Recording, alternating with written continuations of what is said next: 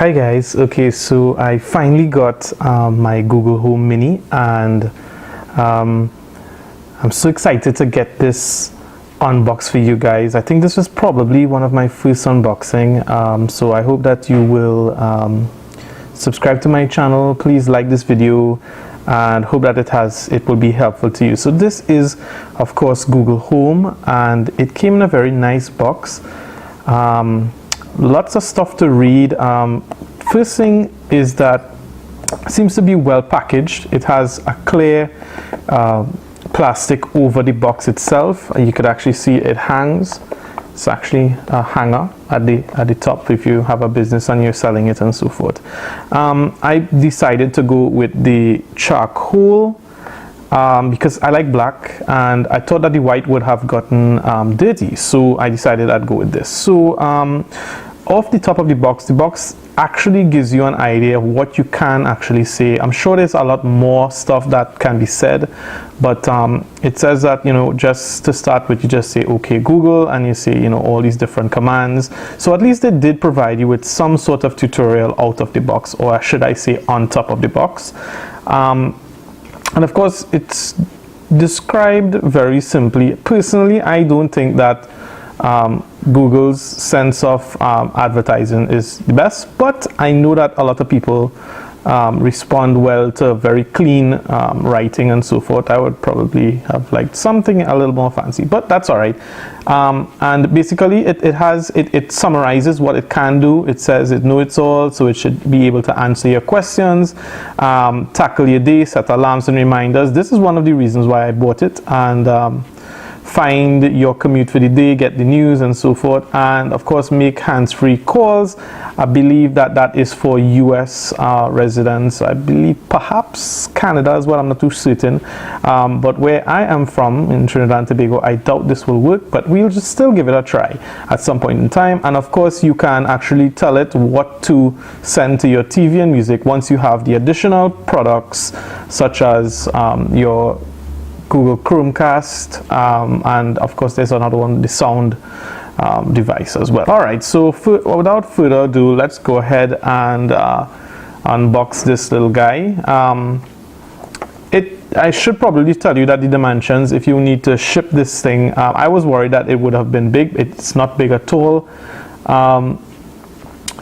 Maybe I could compare it with this flashlight. It's a mini flashlight, small flashlight, and it's smaller than that. Or maybe if you are wondering, this is a dropper. It's a little bit longer than a dropper, so you could probably have a look at what the dimensions from that would be.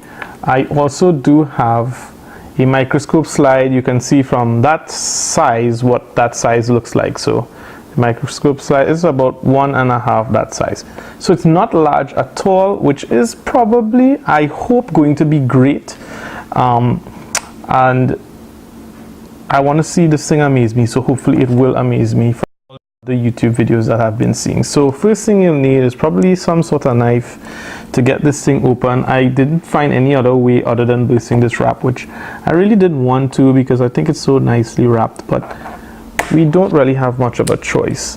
One of the other things too as well is that it actually shows you, before we get into the bursting, the different devices that it can actually control. You see Netflix, YouTube, Spotify, Chromecast, Google Photos, Wemo, Philips, Nest, and I'm sure a whole lot more, including when I unbox and I actually do the Sonoff, which is for another video at some point in time when I actually do set it up. So guys, so let's just see. So let's go over it. I hope that it's recording, because you know this is just the one time. This is just the one time where we'll get to do this wrap.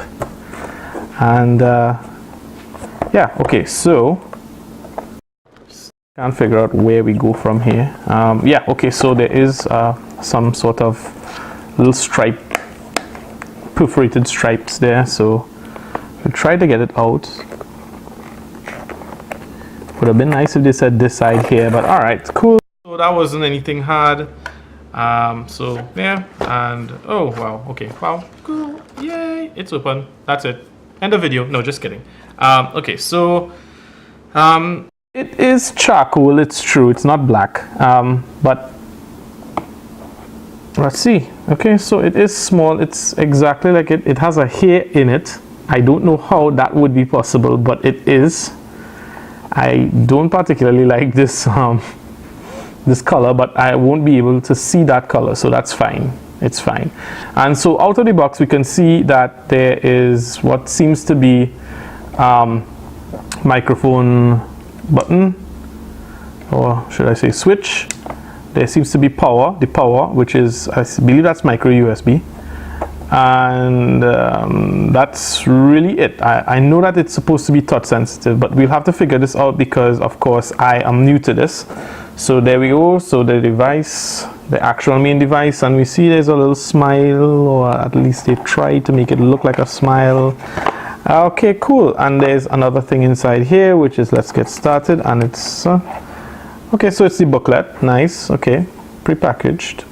Interesting. Okay, nice. Some cards, some really thin cards. I guess one would be, let's get started, would be the start, the manual, and then there's the get to know Google Home Mini, which would probably give you some more information, and to be safe, some warranty information and so forth. Okay, cool.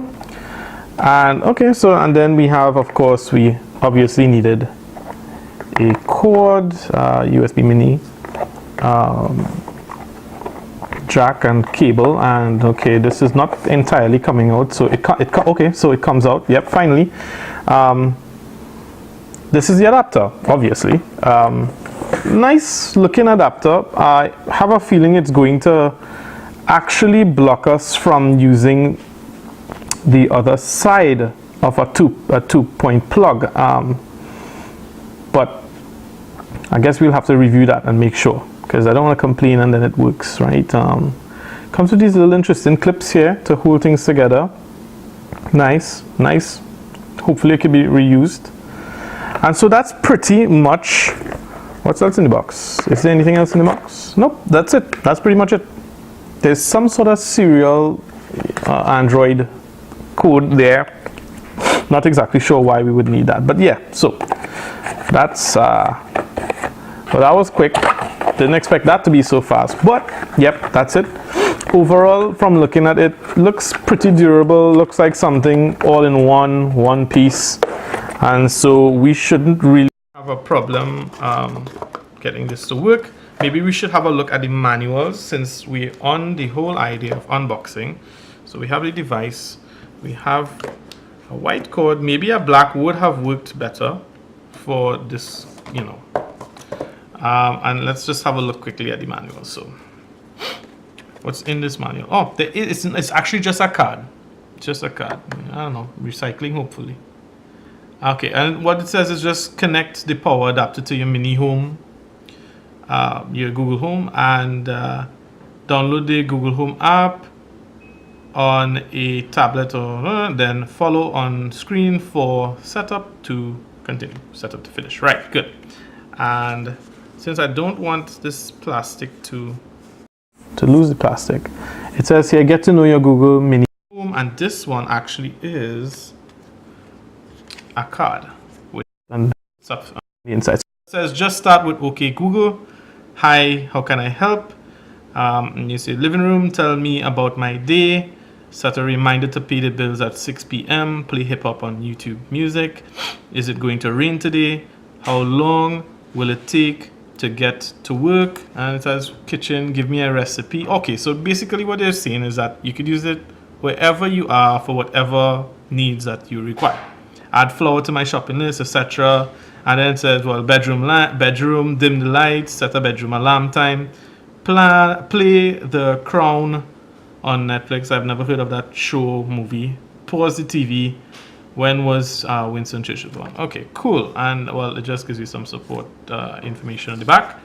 And last but not least, let's have a look at the last card or booklet or snap. I was trying to avoid this. Okay, right. I know once we take it out completely, it's not going to be easy to come out. So let's try that. This one is stuck.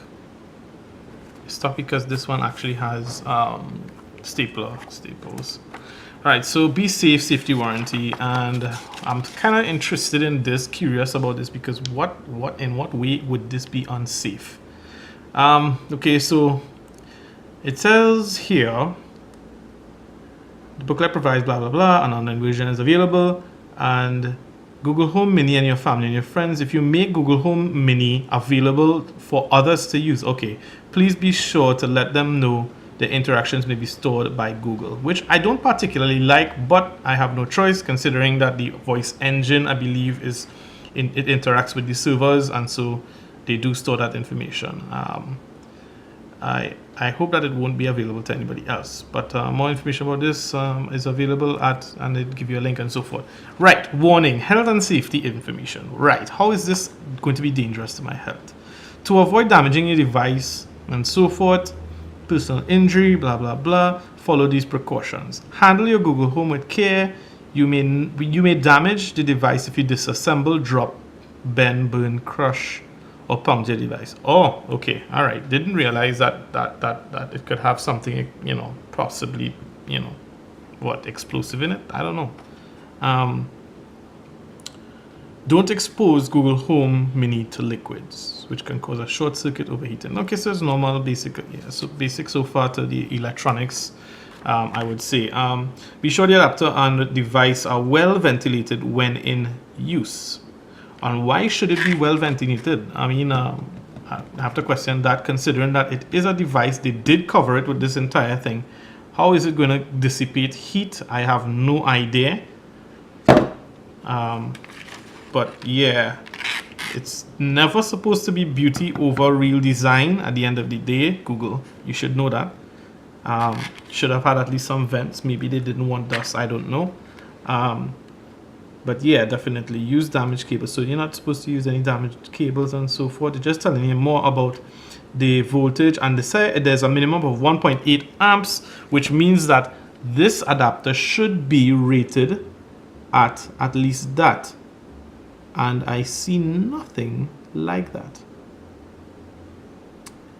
Nothing so far. 5 volts, well, yes, 1.8. Good, very good. So Google stood by it. Now this means that if this adapter is supposed to, if this was to be damaged in any sort of way, you'd need to have probably more like a Samsung adapter to replace that takes the wattage, the ampage at 2.0 and not under amp the whole entire system, which could probably cause problems, maybe heat, maybe a burn, maybe, I don't know, perhaps even the cable burning and causing a fire. And that's pretty much what it says at the end there. It says maintain a distance of at least 20 centimeters from your body to be consistent with how the device is tested for compliance. Right, so they're talking about the RF exposure. Now, if you are 20 cm away, 20 cm, consider a ruler being 33 cms, 20 cm, let's say a foot away. You need to be a foot away when using this thing. What does that tell me? Maybe there is a very strong Wi-Fi signal, RF signal, which they are saying here, but I would hope that it is not something that they boosted and it is within the standards. It says European, US, and Canadian RF exposure, so maybe this is within the FCC standards as well, which hopefully is good, because I personally do not trust RF, and unfortunately I do have Wi-Fi, which I don't trust as well in terms of all these radiation and so forth. The micro USB port in the back of the device is a service only power port. So that what that says is perhaps you should not plug in this device to your computer's USB, because I guess it might do something wrong, or maybe you might be able to access something, I don't know. What else does it say about this? Okay, so it does say FCC standards. The device may not cause harmful interference. The device must accept interference, blah, blah, blah. Okay, so basically nothing unusual. Nothing unusual so far except that RF signal. And the warranty does cover, it's a limited warranty. And I really don't think we should go through all that. At this point in time, I guess the first thing would be for us to continue by plugging this guy in. So